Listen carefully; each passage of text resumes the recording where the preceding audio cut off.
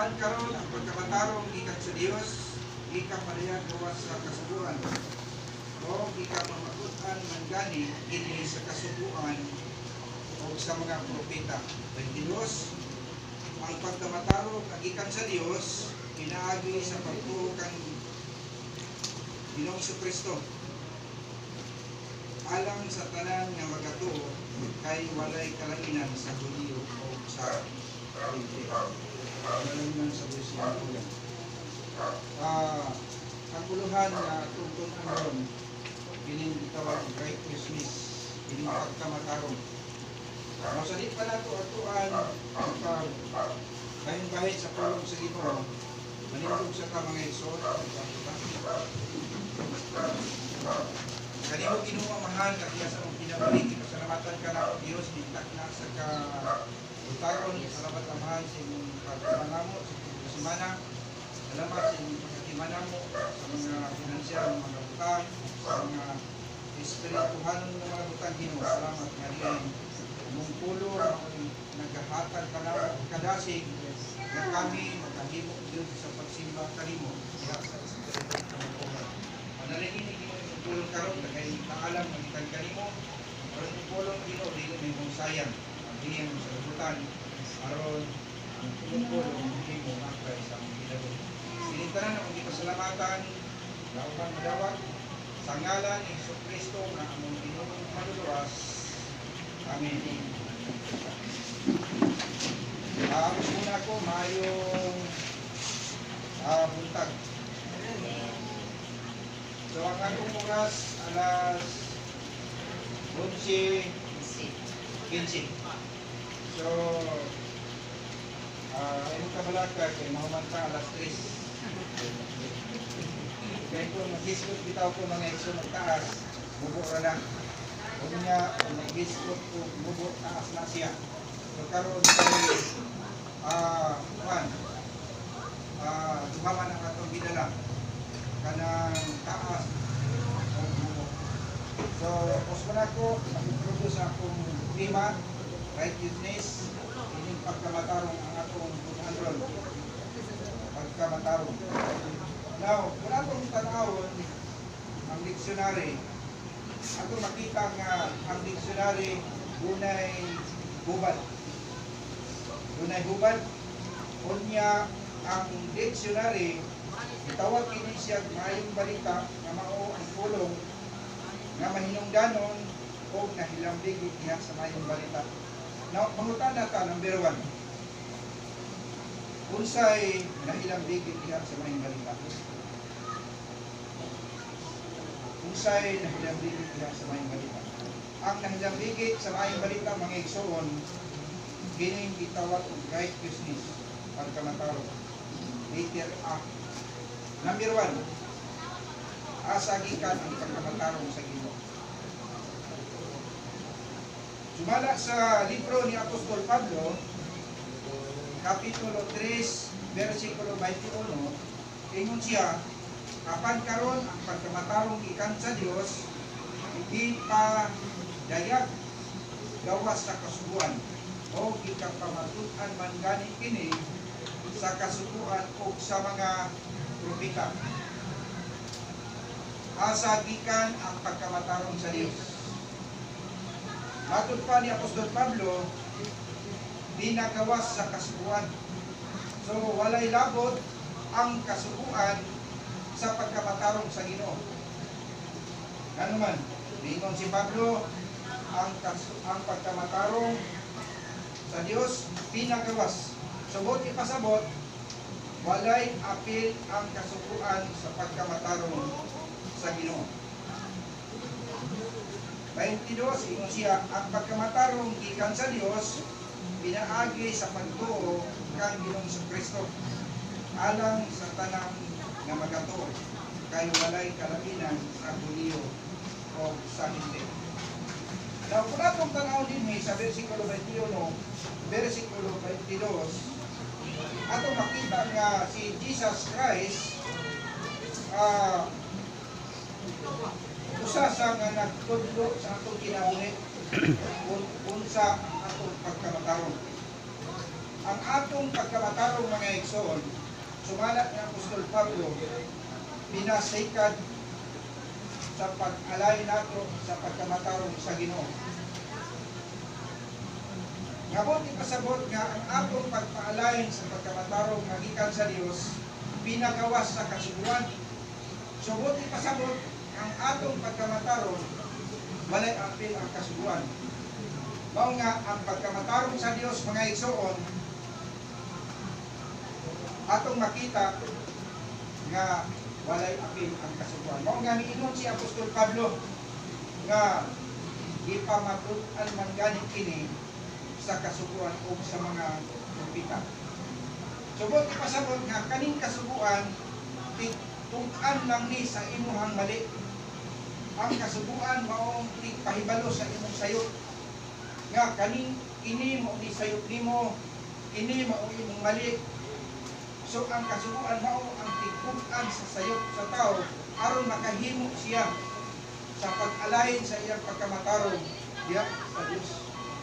Nga giingon siya sa 21 nga apan karon ang pagkamatarong gikan sa Dios pinagawas sa kasuguan o gipamatud-an man gani kini sa kasuguan o sa mga propeta. Di lang ang kasuguan nagpamatuod kundi apil usab ang mga propeta nga nagpahayag nga ang kasuguan walay apil sa ato ang pagkamatarong.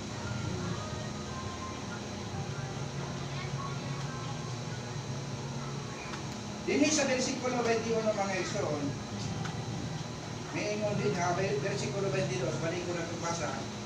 Ang pagkamatarong gikan sa Dios pinaagi sa pagtuo kang Ginoong Kristo. Alang sa tanan nga magatuo kay walay kalainan sa Hudiyo ug sa mga Hintil.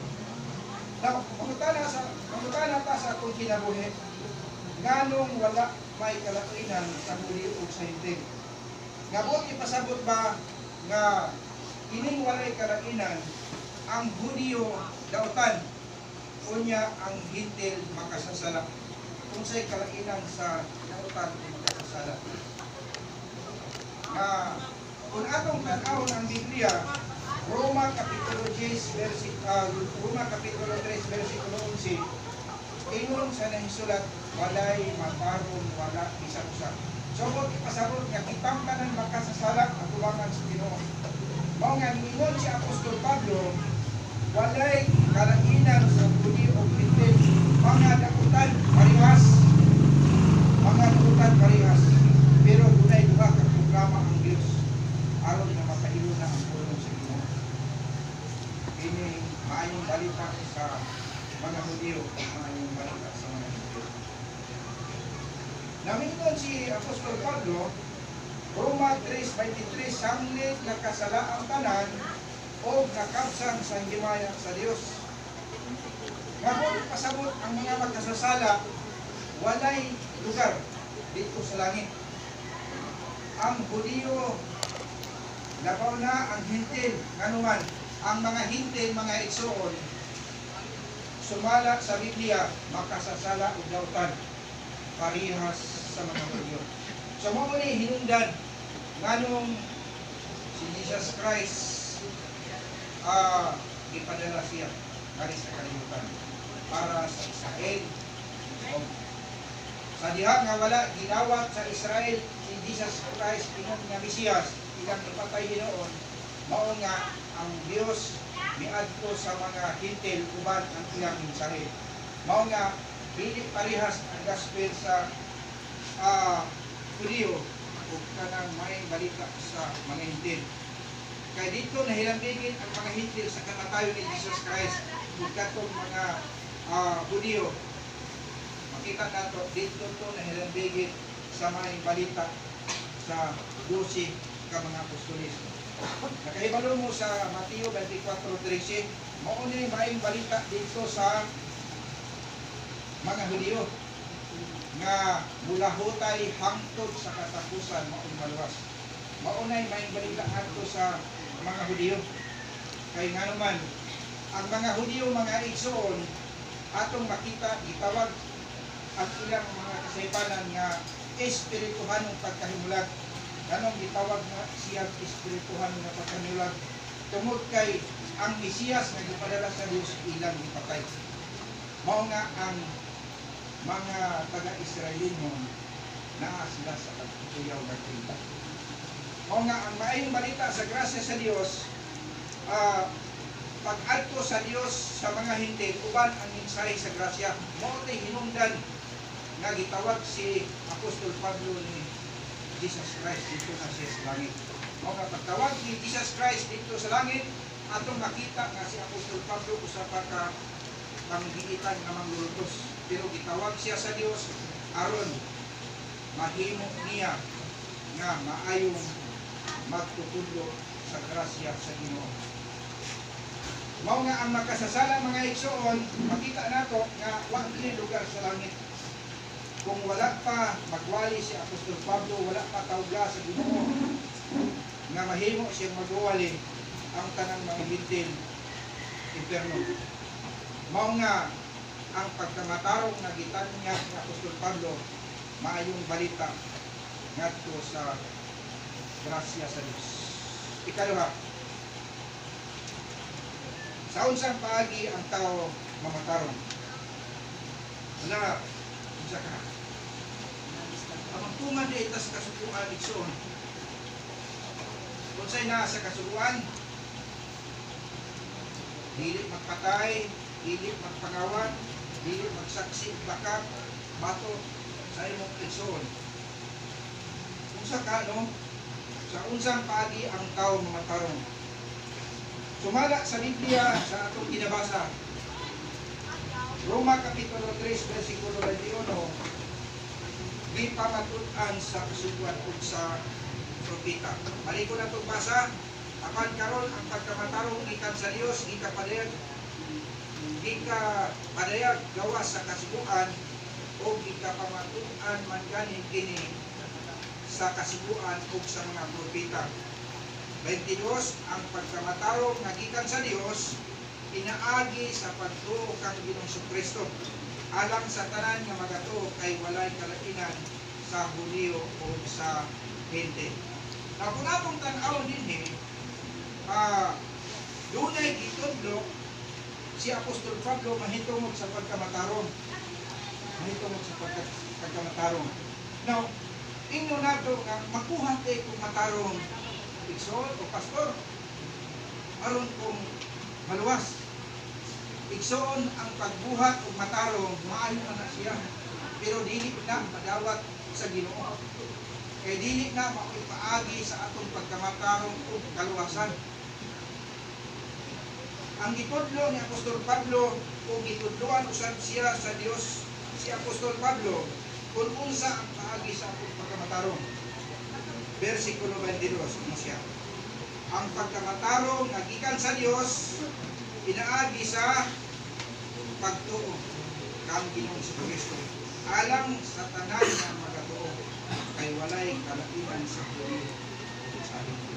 Kung sa lang itudlo ni Pablo, mamatarong ang tao o makabatog siya ang kaluwasan pinaagi sa pagtuo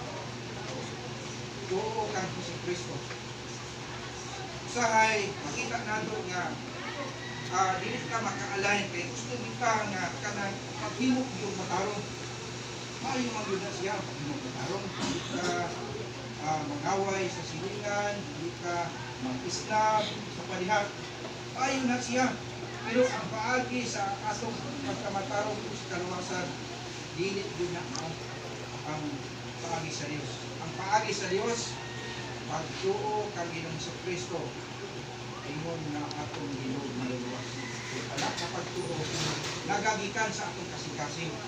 Kana bitaw isgutan ni Apostol Pablo sa Kapitulo 15 sa Korinto, kamo iyang ginaluwas, gawas kung taphaw ra ang imong pagtuo.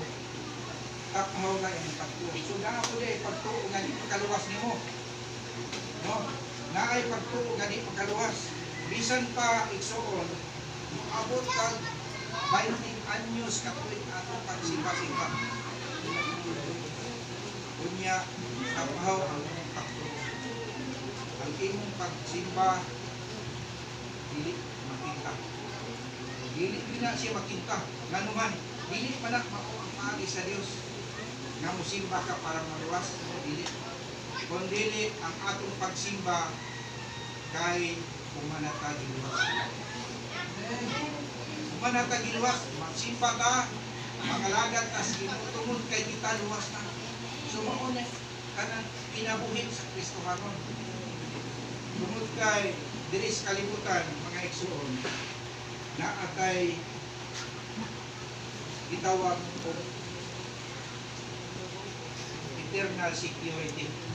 Kaning eternal security, buhit pa ang tao, madawat na siya. Kanang eternal security, buhit pa ang tao, dawato niyang eternal security. Tungod kay kung patay na, hindi na siya kadawat.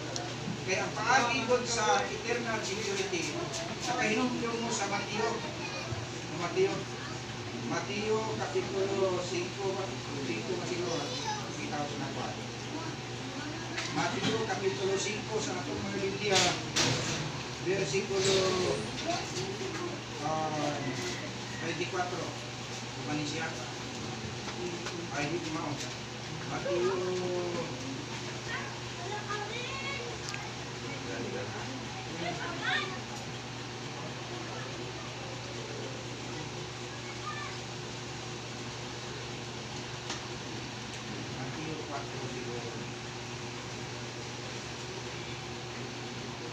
Kapitulo 4, versikulo 4. Kinsay nakahinumdum sa kwan, katong ang magatuto sa nagpadala ka nako, may kinabuhi nga tayo. Mateo, kinsay nakahinumdum. Nga nag-ingon dito sa versikulo, ang nagatuo sa nagpadala ka nako, may kinabuhi nga dayon. Hinunua, dili siya pagabukman, nabalihin na siya gikan sa kamatayon ngadto sa kinabuhi. Kana bitaw imong pagtuo, kana bitaw imong pagdawat kang Kristo ingon nga Ginoo maluluwas. Sa diyang gidawat nimo sa inasingkasin si Kristo, ingon nga imong Ginoo maluluwas. Gibanhaw ka uban kang Kristo. Kuan magudunay buhang kapag kabanhaw, kanang pagkabanhaw gikan sa imong pagkatawhanon. Unya gibalhin ka ngadto sa pagka-espirituhanon. Sa diha nga nituo ka kang Kristo, gidawat siya nimo ingon nga Ginoo ug maluluwas. Nabalhin na ka ikan sa kamatayon nga katong sa impierno. Unya matud pa sa Biblia, wala nay makaagaw kanimo gikan sa akong kamot. Katong isang discourse kanina, makita nato ang Dios mauna ang nagpupot sa akong kinabuhi. Nga kinahanglan ko nga kung mugunit ang Dios, magpagunit ko ka. Kana bitaw magpuyog mo si mong anak, kunya ingon ang mama nga dong gunit sa akong kamot. So sa ako nga bahin na siya, dili ko kana usara, dili ko kontento sa ang bata mo ay magunit ako. Ganungan, kay kung makuratan ang bata, sa hapit ng tabok ang bata, bukalit na budagan na siya. Budagan. Kung pangtod, kung naisakyanan, posible nga mabanggaan. Now, ang atong kinabuhi, pwede po nga mugunit ka sa Diyos, kunya magpagunit sa Ginoo. Nga ang buot ipasabot na ako na igsoon, nga kung magpagunit ka sa Diyos, magpaalay ka sa kabuotan. Kung sa may gusto nga mensahe sa Diyos sa ating kinabuhi. Kung sa gusto sa Diyos nga mensahe sa ating kinabuhi. Ingon siya sa versikulo 21-22, apan karon ang pagkamatarong gikan sa Dios, di ka padayan gawa sa kasubuan o di ka pamatunan man gani ini sa kasubuan ug sa mga propeta. Ang pagkamatarong nga gikan sa Dios pinaagi sa pagtuo kang Ginoong sa Kristo alang sa tanan nga magatuo kay walay kalaingan sa Hunyo ug sa Hintil. Ang taong makasasalat mga igsoon, tan-aw na to, usa kini ka kanang sala nga naghatag sa akong kinabuhi ug kagubot usa man ni ang sala nga magtuo ang naghatag kanato og kagubot sa akong kinabuhi kung dili nato ipaalay ang atong pagkamatarong nga gikan sa Ginoo. Mao nga atong ipaalay ang atong pagkamatarong ngadto sa Ginoo. Ikatulo, kung saan pagbatong sa tao sa pagkatarong. Dili na punta. Kung saan pagbatong sa tao sa pagkanahimong tarong. Now, kung atong tan-awon din sa balang nga kasulatan, kung atong puting kayon ining pagkatarong sa tao, pwede man mahimok ang tarong. Nga naman, kanabitang nga kay kahadlok sa atong ang panggobyerno. Ang taong dautan kung ang atong panggobyerno isok, so na ay gikahadlukan ang dautan.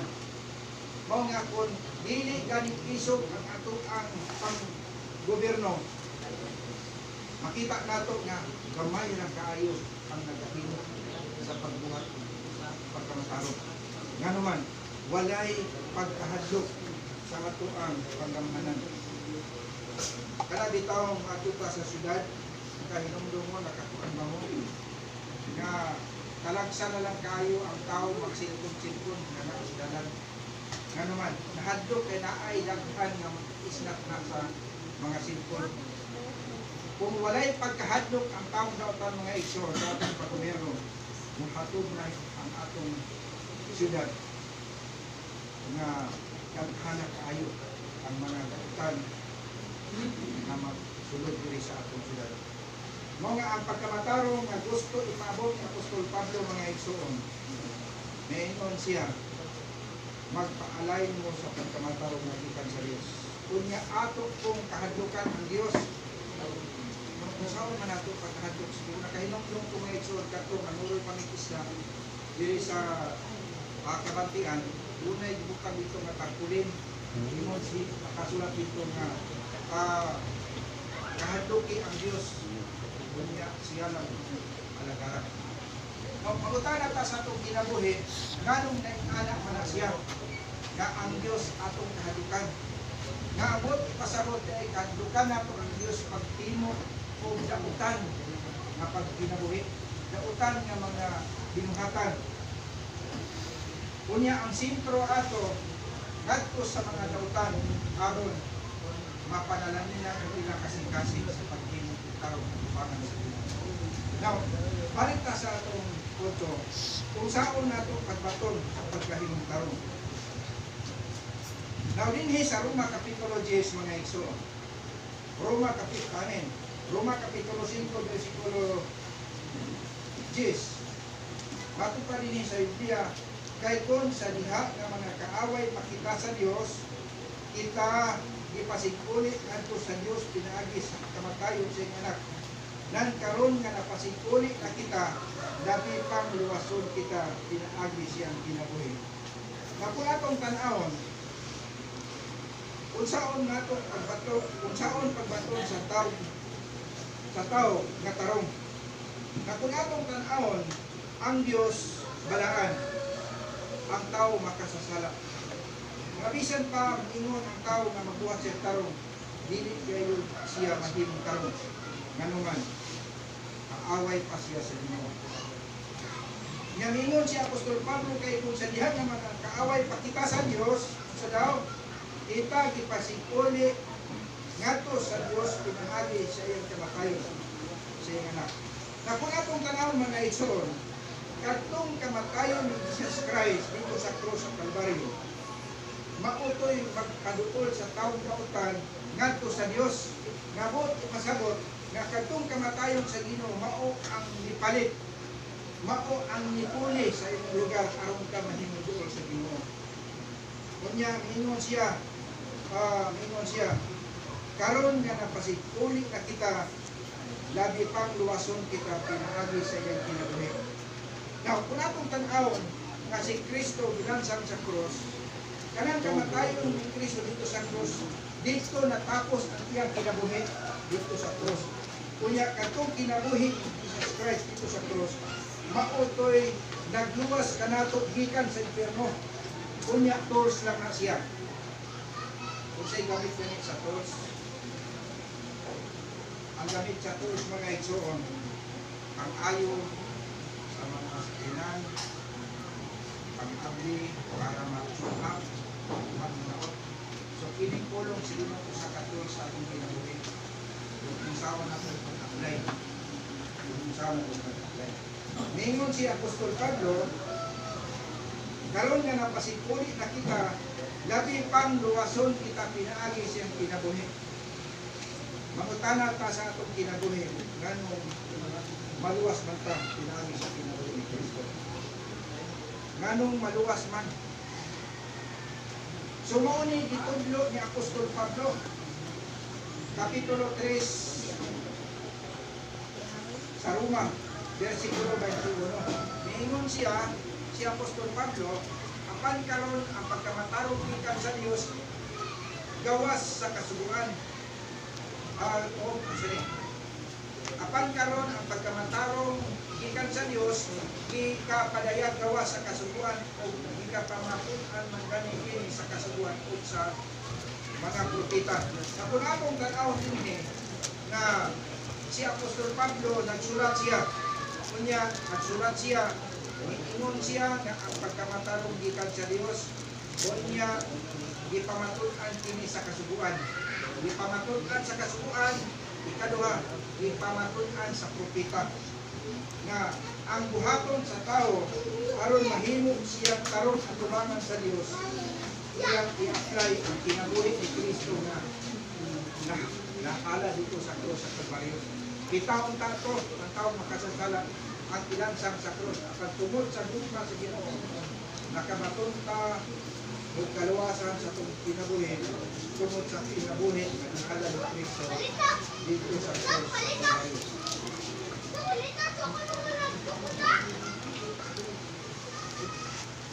Dugang nga mga kamatuoran. Unang Korinto Kapitulo 1 versikulo 30. Unang Korinto Kapitulo 1 versikulo 30 sa atong mga Biblia.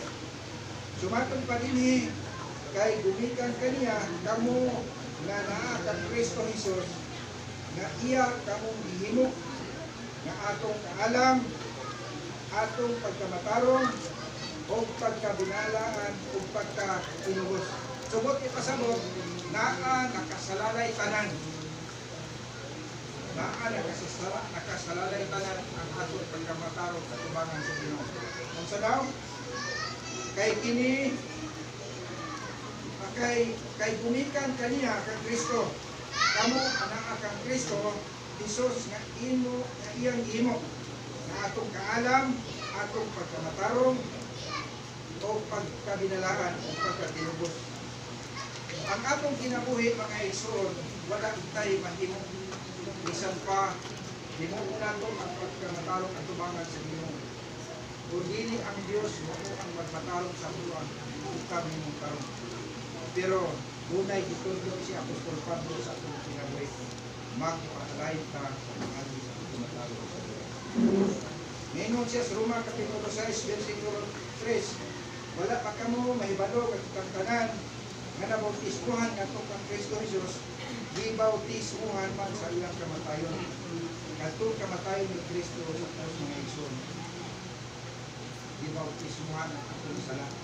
Ang dugo ni Jesus Christ nga giulat dito sa krus sa Kalbaryo, mauna ang nagbugas atong sala. Gibautismuhan niya o giaprubahan din sa Espiritu Santo. Efeso Kapitulo 1 versikulo 13. Efeso Kapitulo 1 versikulo 13. Pag-inon din ang Biblia, kitsay nakakabiyag nila. Efeso Kapitulo 1 versikulo 13.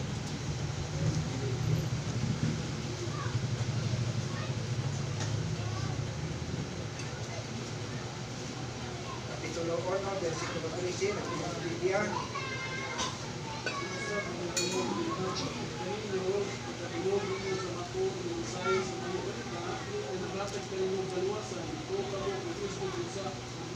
Kuan kamo sa Dios ng abi sa pagkakad ng Espiritu Santo tugunan iyan sa iman kamo iyan. Okay, salamat. Balik ko na ko basa sa akong mga transmission. Pinaagi kaniya kamo usab sa pagkadungog ninyo sa matuod nga pulong sa maayong balita mahitungod sa pagluwas kaninyo. O sa nagpanuod na kamo kaniya, gitibrihan kamo nga ang gitibri mao ang isaan sa Espiritu Santo. Na kung akong tanawon mga igsoon, kadtong kamatayon ni Jesus Christ dito sa krus, mao ko'y naghilo kung naglukat nato gikan sa nakasasala o iya tang gibautismuhan ang atong sala o ang dugo ni Jesus maunay naghilo sa atong sala. Dayon giaprubahan sa Espiritu Santo. Kung magbuti pasabot gisilyuhan pagpangatuon nga ikaw anak na sa Ginoo. Unsa daw ang gitudlo ni Apostol Pablo sa pagkamata na mahimong tarong ang tao? Ang gitudlo ni Apostol Pablo, pagpaalay ng Diyos sa paagi sa Diyos. Pagpaalay sa paagi sa Diyos sa pagkamatarong kung sa kaluwasan at iyang kataran. So para din yan sa Diyos yung tulong, manawag ko ingatay na tulong ang condition. Ang buka mga inson, hindi mo amahan na diya sa mga nabuhay sa naman ng mga kapulong. Nagpasalamat kami gikan sa Sigol hangtod sa divine service. Nagpasalamat kami sa Sigol nagpasalamat kami ngayon na inyong tulong na pinilabayan mo sa pagpangalagan kanimo na mga pini makahatag natin ang pagtulunan Diyos sa among pagkinabuhi sampan kami na pagkakot sa inyong pagkahay. Amen. Ang matulog sa ikaw ito magkakuna sa kasamang pagkakas. Ang paran, ang pasalamatan, paghalang sa Kristo na ang mga